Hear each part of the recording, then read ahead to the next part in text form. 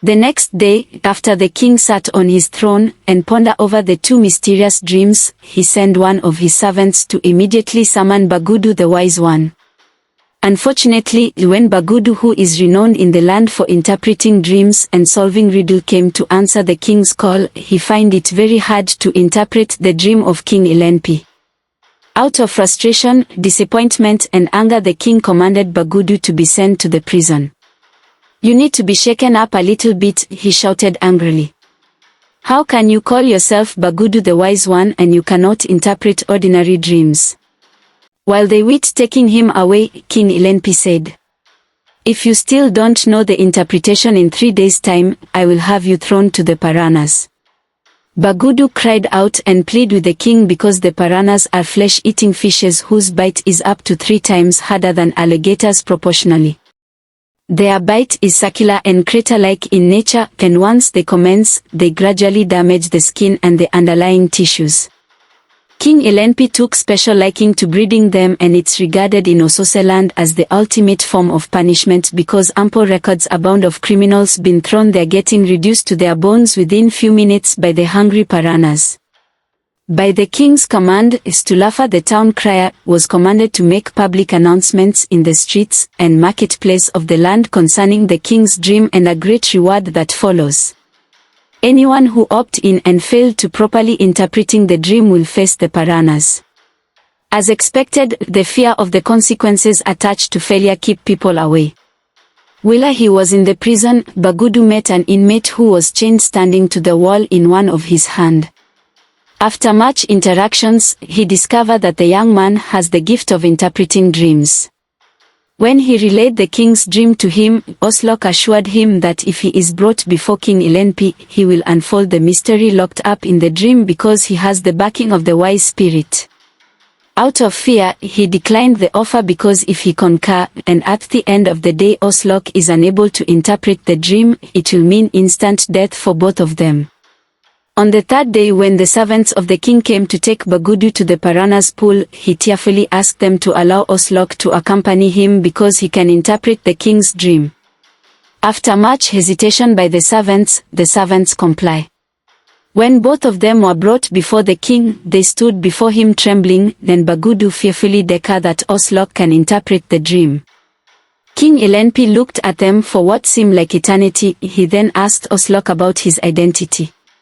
"My name is Oslok and my father is Attila, the great hunter that killed the behemoth of the Aqua Forest." The eyes of King Elenpi lightened up. He remembered being told of the behemoth of Aqua Forest. Only the few that had an encounter with the animal lived to tell the story. When he was alive, King Elenpi's father loved hunting in the deep forest. There was a particular time he went on a hunting expenditure into the Aqua Forest despite the fact that many people persuaded him not to go. He ended up losing many men to the behemoth and barely escaped with his life. The enormous size and the long tusk was quite intimidating as it was relayed.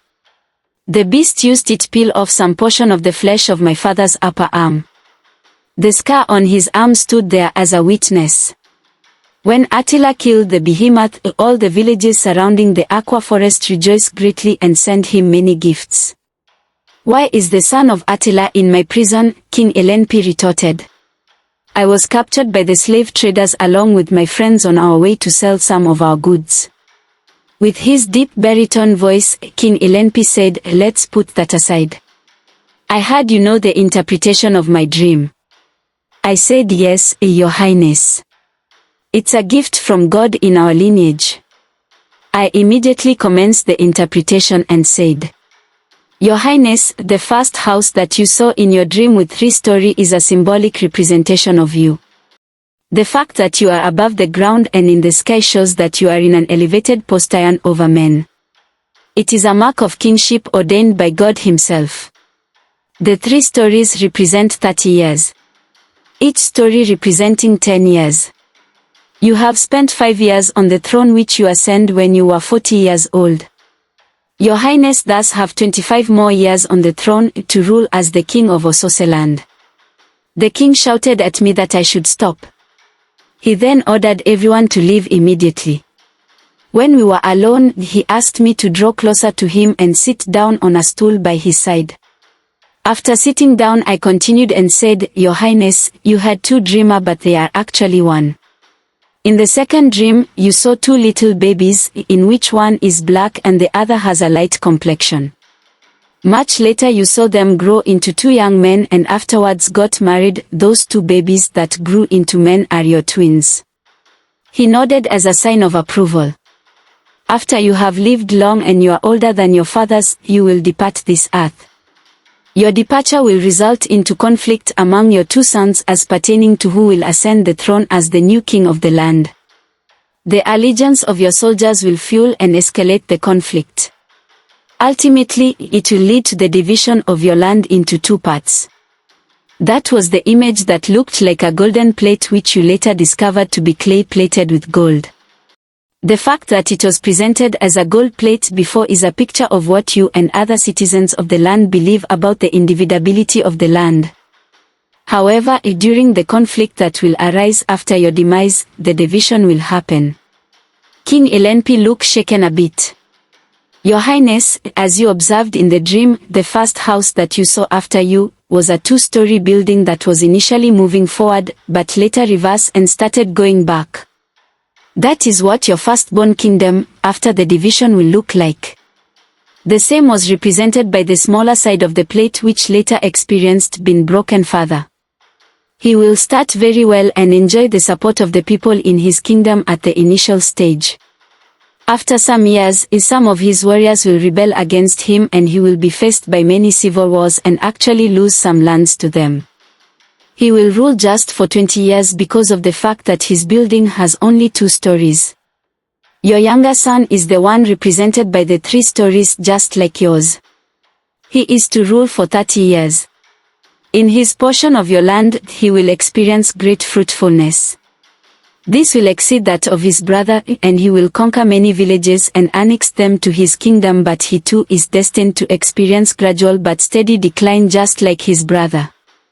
In the midst of this, a warrior from a distant land will come and attack the Osose land, on the invitation of some of the rebel soldiers that are part of the kingdom of your first son. He is the one that you saw in the dream dressed as a soldier, and he is also the stone that you saw in the second dream. He will conquer the land through a siege in the 20th year of the reign of your first son.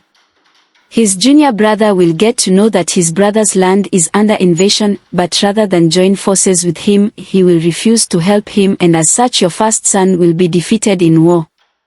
Afterwards, this strange warrior will rule for 5 years and afterwards face the kingdom that belonged to your second son. The battle will rage on for 5 years, but at the end, he will conquer him too. As you saw the stone crush the building, so will he defeat him and bring your dynasty to the end. He will later become treacherous and eliminate all the rebel warrior who invited him in the first place.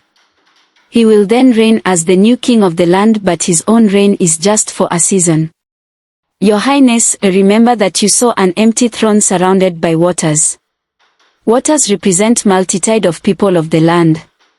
The 2 annexed kingdoms shall after his death be without a king for many years. King Elenpi was further perplexed and visibly shaken by the interpretation of the dream. While I was quiet and bowed down to him as a sign of my respect for him, he cleared his throat over and over again and ended up coughing. Afterwards he kept silent for few minutes. For the first time he said, "Oslo, the son of Attila the Great, killer of the behemoth of Aqua Forest, what is the solution?" He sounded very helpless as he made this declaration. "What must I do so that my lineage will not cease to be?" Both of us were quiet again, until my spirit was quickened again by the wise one who dwell on high. An idea that seemed to be the way out, based on the second dream, came up in my heart.